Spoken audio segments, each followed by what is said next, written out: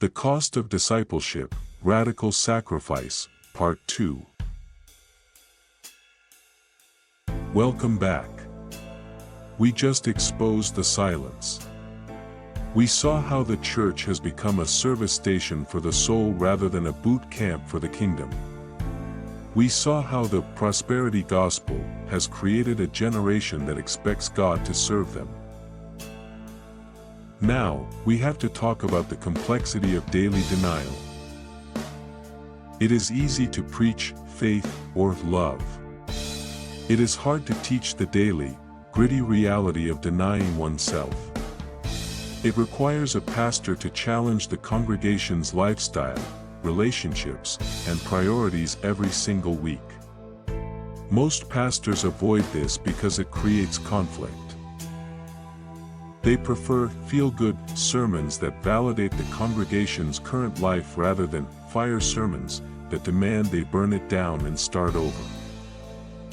But if you are going to follow the Master, you cannot accept the servant's comfort.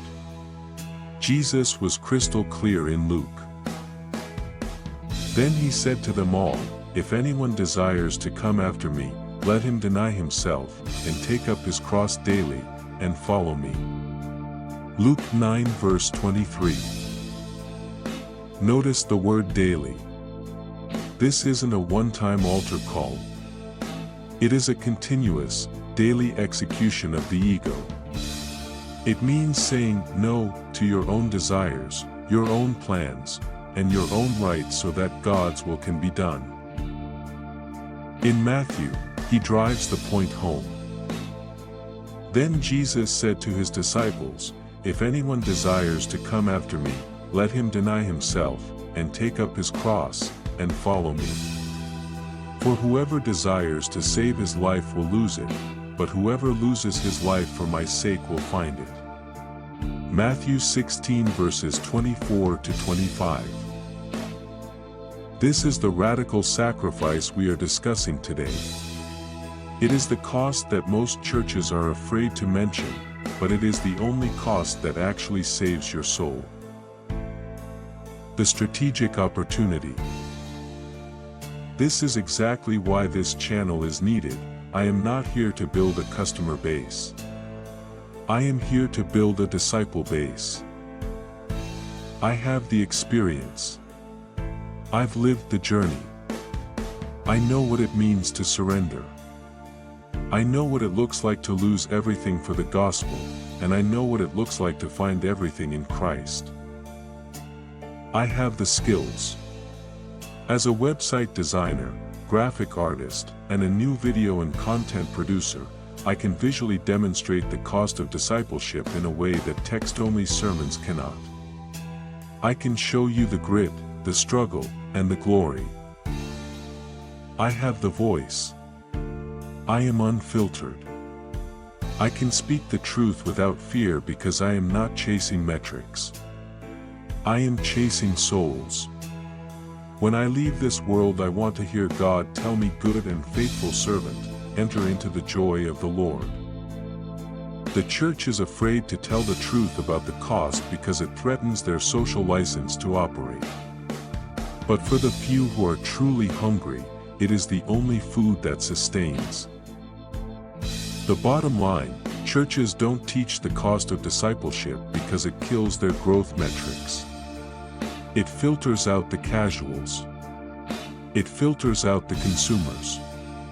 But for the few who are truly hungry, it is the only path to life. My channel, and many like it, is the place where the bad news, the cost, is preached so that the good news, the glory, makes sense. Paul summed it up perfectly in Philippians. "But what things were gain to me, these I have counted loss for Christ. But yet indeed I also count all things loss for the excellence of the knowledge of Christ Jesus my Lord, for whom I have suffered the loss of all things, and count them as rubbish, that I may gain Christ." Philippians 3 verses 7 to 8. Paul didn't just teach about loss, he counted it as rubbish. Are you willing to be called a fool for Christ? Are you willing to lose your life to find it? Or will you stay comfortable in a church that tells you what you want to hear? The bad news of the cost is the only way the good news of glory makes sense.